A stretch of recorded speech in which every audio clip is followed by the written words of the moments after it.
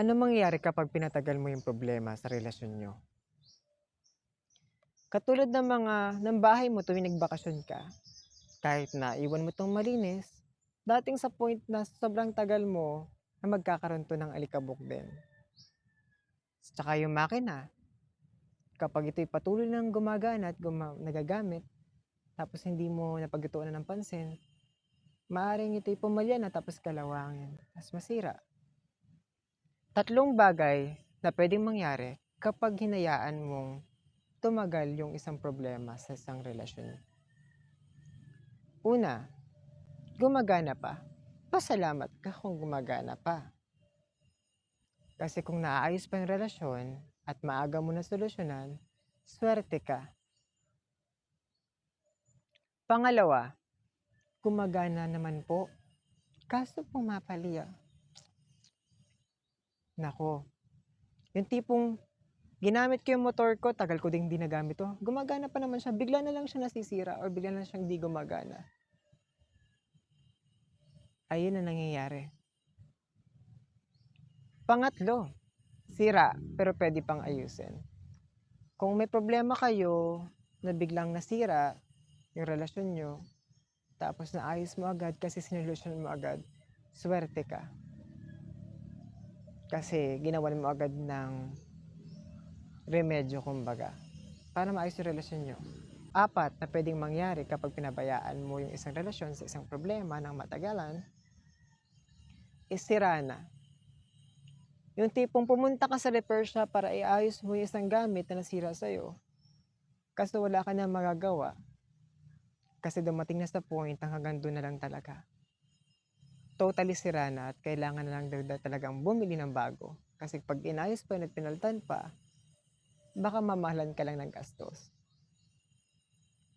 Ito nga ba, may tanong ako, ito yung question, bakit nga daw ba hinahayaan na patagalin pa yung problema bago ayusin? Or minsan hindi na inaayos?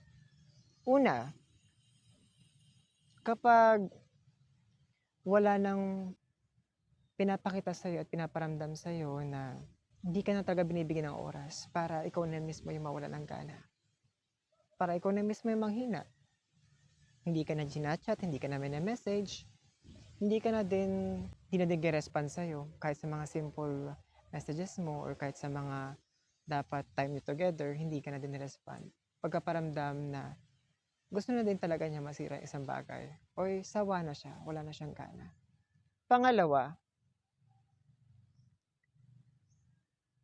kapag pinapakita niya na yung ganun yung relationship niya, hindi na kaya di niya inaayos agad is, minsan wala na siyang atensyon. Kung bakit nasisira na yung relationship yung issue. Kasi dahil sa sobrang busy niya, sobrang wala ng atensyon, hindi na nabibigyan ng oras yung isa't isa. Minsan hindi nila alam na utay-utay na palang nawawalan ng gana yung partner nila. Kasi may mga problema na dapat ayusin pero parang initsapwera mo lang siya. Parang wala lang ba siya sa'yo at parang lagi kang walang gana tuwing pag-uusapan yung about sa inyo, kung may problema ganito, hindi mo na siya nabibigyan ng time. O minsan, parang halos wala na kayong connection sa isa't isa. Tapos ganyan, hahabol-habol ka. Epal ka din, no? Wag naman ganon. Wag mong paabutin sa ganon. Siyempre, ingatan mo yung partner mo. Kung mahal mo, ingatan mo pa lang. Pag-usapan nyo unang-una, dapat mong gawin kapag may problema, bigyan ng oras para pag-usapan, para ayusin.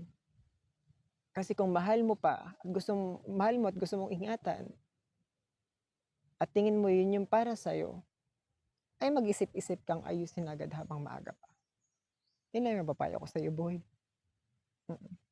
Bye-bye, umuulan na.